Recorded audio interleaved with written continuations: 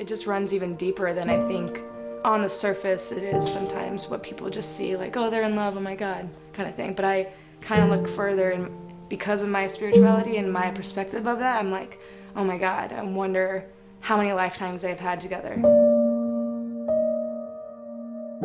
My name is Kelly Balch. I am a wedding and lifestyle photographer.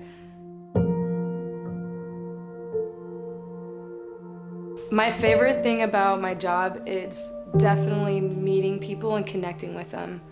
I feel like anybody who enters my life is meant to be there, and so I'm gonna give you so much time and energy.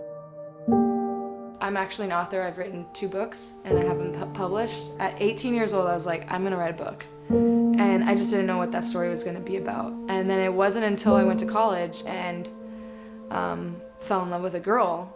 All through high school, I was just like, I don't feel anything. And I am an empath. Like, I can feel other people's emotions, but I felt like I didn't have any. Until I met a girl and I was like, oh, this is what everyone's written about. So it's a trilogy, and I'm currently writing the 3rd book. It's called Aphrodite's Sister, and it's queer Greek mythology. I had my mom be my editor. The first book it's like my coming out story and how I fell in love with a girl. And so I had my mom edit it. She comes across the part where we kiss, and she calls me immediately like, Kelly, what is this? Is this real? And she's like, what does this mean? I'm like, I'm gay, and I'm in love with a girl.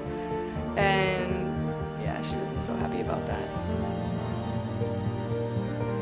Writing has always came from my heart and made me very vulnerable, whereas photography helps me bring out the vulnerability of people. It's really beautiful to be a part of their vision of their life and what they want that's so special to them to photograph, be a part of something so vulnerable. I think that's the coolest part, for sure.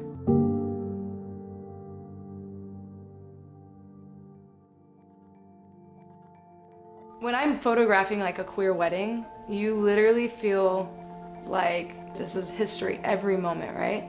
Because it's just been so suppressed. For them to get to that point where they're actually able to feel confident with their relationships, of being themselves and with their families, to have them all there, it's like really special. What sparked me to actually get serious about photography and take it as a profession and making money with it was, I realized photography was always just this constant thing in my life, and I was like, I can do this. Let me just get focused. And I really did a lot of self-reflecting, and I think that process of just, looking within and really figuring out what I want to do was like, all right, let's just do this. I'm gonna move to LA. I had no money. Oh my God, I had no income. What was I doing? Oh, I worked in a photography studio photographing kids for their yearbook photos, and immediately was like, oh my God, this is not for me. This is no creativity. I was nannying as well, but also was doing masseuse on the side and just freelancing. As soon as I made a Facebook page, made a website, and started telling my friends like, hey, I'm gonna be a photographer, I immediately, right away, got my first wedding. My spirituality helps really back my belief in love and how deep it runs. All right, let me get my phone. We're connected in many different ways. Having a passion for astrology and love helps me intuitively know what those raw moments are between a couple.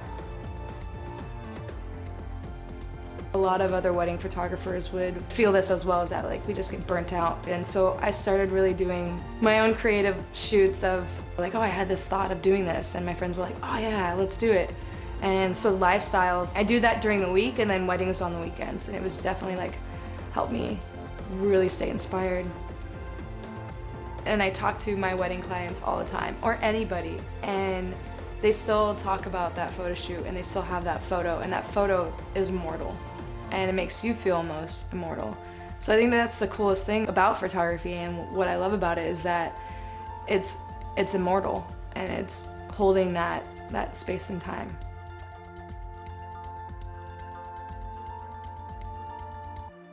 Let me focus my thoughts. I gotta not say